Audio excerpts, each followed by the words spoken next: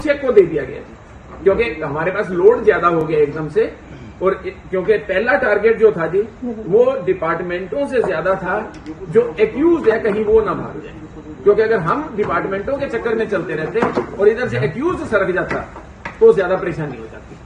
सरकारी आदमी तो भाग नहीं सकता, वो मिल जाएगा हमारे को। आप कोई चीज कहना? अभी तक इन्वॉल्व पाया गया है या इनका अपना ही ये नेक्सस था? देखिए, अभी जांच बहुत शुरुआती दौर में है। ऐसा प्रतीत जरूर होता है कि कहीं ना कहीं कोई मिक्सअप जरूर होना चाहिए, लेकिन जब तक वो तसल्ली नहीं हो जाती और हम क्रॉस वेरीफाई नहीं करते, हम इसके बारे में इस समय पे टिप्पणी करना। सर, विभागों से कोई रिकॉर्ड वगैरह क्लियर नहीं है अभी सर? मोटर्स ऑपरेंडाई जी हमारे पास सामने आया है। कोई समझा नहीं, वो इस समय बताना नहीं है, क्योंकि जो चीज आई है, बैंक अब सुबह 10 बजे खुले हैं, हमें वही चीज जो बताई गई है उसको पहले क्रॉस चेक करना होता है।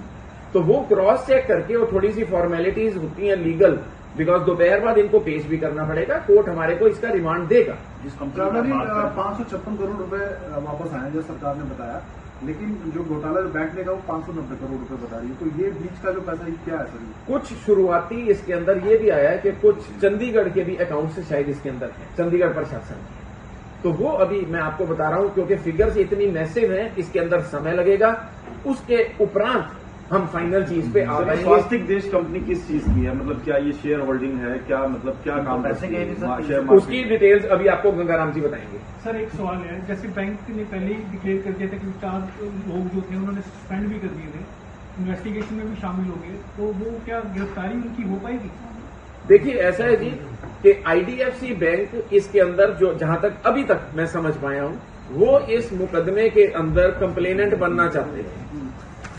जांच हरियाणा सरकार के एक विभाग ने करी और इसके ऊपर पूरी गहराई से जाया जा रहा था। तसल्ली करनी पड़ती है किसी भी बैंक के खिलाफ मुकदमा दर्ज करने के लिए, उससे पहले जांच होती है। इस जांच के दौरान बैंक को पता चला, तो बैंक मुकदमा अपनी तरफ से दर्ज करवाना चाह रहा था कंप्लेनेंट बन के। उन्होंने चंडीगढ़ में भी अप्रोच किया और उन्होंने मुंबई में भी अप्रोच किया, लेकिन पैसा हरियाणा सरकार का है जो मरा हुआ है। तो हमने दोनों जगह पे पहले ही बात कर ली थी कि मुकदमा हम यहां पर दर्ज कर रहे हैं, और क्योंकि अगर कोई फ्रॉड हुआ है तो लाइकली यहीं से हुआ होगा जहां पे हमारे हरियाणा सरकार के दफ्तर थे, जिनको उन्होंने कहा है। ये उनकी असेसमेंट है। निश्चित तौर पे वो 4 नहीं, जितने भी होंगे वो सभी को गिरफ्तार किया जाए। सर, वो स्वास्तिक जो कंपनी आप बता रहे हैं उसके अकाउंट में डाला गया था, क्या उनके अकाउंट फ्रीज किए गए हैं? देखिए, मैं आपको फिर कह रहा हूं, जो भी चीजें हमें शुरुआती दौर में, क्योंकि कल रात ही अभी गुजरी है, सामने आई है, उसे क्रॉस वेरीफाई किए बगैर हम आपको नहीं बता पाएंगे। शुरुआती दौर में इतना जरूर कह दूं कि फ्रीजिंग वाली कार्रवाई अकाउंट्स की, और शुरू में हमें यह डर भी था कि शायद जो मेन एक्यूज है रिभव ऋषि, इसके बाहर जाने की भी 1-2 वीडियोस थी, तो हमने एलओसी वगैरह भी जारी करवा दी थी सभी एयरपोर्ट्स पे। लेकिन डिटेल्स जब तक चेक होंगी जी, उसके उपरांत आपको सारी चीजें शेयर की जा सकेंगी। अगर कोई स्पेसिफिक चीज है तो ये सर, एक ये सरकारी विभागों से 300 करोड़ गया है, वो हरियाणा गवर्नमेंट का गया होगा ना अकाउंट से? जी टोटल है जी। ये इसके अंदर कुछ, देखिए, शुरुआती चीजों में ये आई है जांच में कि ज्यादातर हरियाणा सरकार का है, कुछ चंडीगढ़ एडमिनिस्ट्रेशन के भी अकाउंट्स हैं, कुछ, हालांकि उनकी मात्रा कम है, लेकिन वो भी निकले। सर, सरकारी विभागों से भी कोई रिकॉर्ड वगैरह लिया गया या पूछा गया कि आपने कैसे परमिशन ली बैंक खातों या प्राइवेट बैंकों में खाते खुलवाने के? मैंने आपको कहा जी, अभी मेरे को सिर्फ 1 दिन हुआ है, ये जांच लंबी चलेगी। इसके अंदर वॉल्यूम बहुत ज्यादा है और बहुत ज्यादा डिपार्टमेंट इन्वॉल्व है। हमें सबसे एक-एक करके पूछना पड़ेगा, क्योंकि जो भी हम करते हैं या किसी के खिलाफ एक्शन लेते हैं वो जुडिशियरी के अंदर चैलेंज हो सकता है।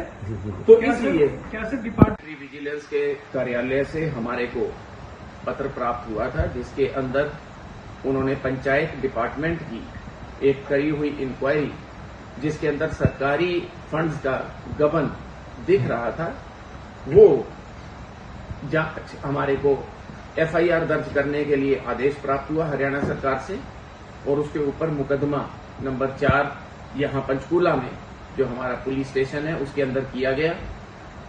उस मुकदमे को दर्ज करने के उपरांत एक एसआईटी का गठन किया गया, जिसके overall supervision Shri Gangaram Punia IPS, जिनके पास एसपी पंचकूला का चार्ज है, इनके अधीन दी गई और इन्होंने बहुत अच्छा कार्य करते हुए तकरीबन 24 घंटे के अंदर या थोड़ा सा ज्यादा एक आधे दिन के अंदर ही जो इसके अंदर मेन 2 मुलजिम थे जिनका नाम रिभव ऋषि है और अभय है। बैंक से जब हमने पता किया तो ये रिभव ऋषि पंचकूला का रहने वाला है और सेक्टर 32 की जो ब्रांच है उसके अंदर तकरीबन 6 महीने पहले इसने वहां से नौकरी छोड़ी थी और ये उस ब्रांच का हेड था।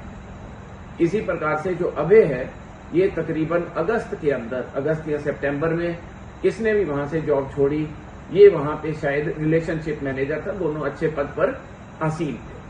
तो आईडीएफसी की सीनियर मैनेजमेंट ने इमीडिएटली ऊपर के लेवल पे अपनी कंप्लायंस दिखाते हुए सरकार का जो धन है, जो सरकारी फंड्स में गबन की बात आई थी, पेंडिंग द इन्वेस्टिगेशन उन्होंने वो पैसा गवर्नमेंट को रिटर्न कर दिया है, जो कि जिससे एक ये जरूर साबित हो जाता है कि जो हमारे हरियाणा प्रदेश के लोगों का मेहनत से कमाया हुआ पैसा है, जो चाहे विभागों के अंदर पड़ा हुआ था, वो सुरक्षित है और कहीं नहीं गया। अब इसके अंदर जो 2 ये मेन मुलजिम थे, इन्होंने ये सारा मास्टर प्लान बनाया था। भरसक प्रयत्न और बहुत अच्छी टेक्निकल एविडेंस कलेक्शन करके हमारे एसपी साहब ने फाइनली कल शाम को इन दोनों को राउंड अप किया। उसके बाद जो एक मेन कंपनी थी प्राइवेट, जिसके अंदर फंड्स ज्यादा जा रहे थे, तकरीबन बैंक के रिकॉर्ड के हिसाब से तकरीबन 300 करोड़ हैं। ये 300 करोड़ स्वास्तिक देश प्रोजेक्ट के खाते में गए थे और वहां से आगे डिप्लॉय हुए हैं रिसोर्सेज।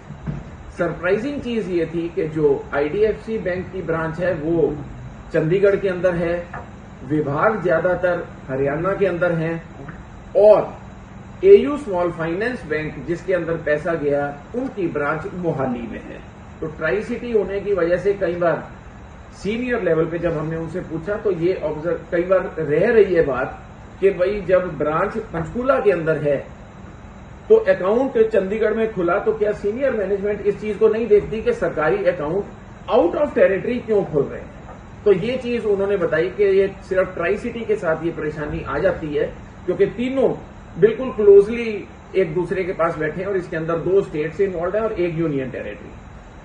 तो इस तरीके से ये 4 लोगों को पकड़ा गया। जो ये देश स्वास्तिक देश प्रोजेक्ट्स है, इसकी जो मेन ओनर 75% शेयर वो स्वाति सिंगला के पास है और उसके भाई अभिषेक सिंगला के पास 25% शेयर है।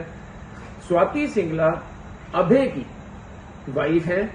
तो इन 4 को हमने पकड़ लिया है, जांच इनकी जारी है और निश्चित तौर पे जो भी व्यक्ति, चाहे वो प्राइवेट हो चाहे सरकारी हो, जिसका भी इसके अंदर इन्वॉल्वमेंट रहा है, सरकार इसके प्रति स्पष्ट है कि उनके खिलाफ ठोस कार्रवाई की जाएगी। स्वाति और उसका भाई अभिषेक सिंगला। सर ये जो कंपनी है सर, ये इसका मनी ट्रेल कुछ पता लगा, ये किस चीज की कंपनी है सर? पैसा कैसे इन्होंने विड्रॉ किया?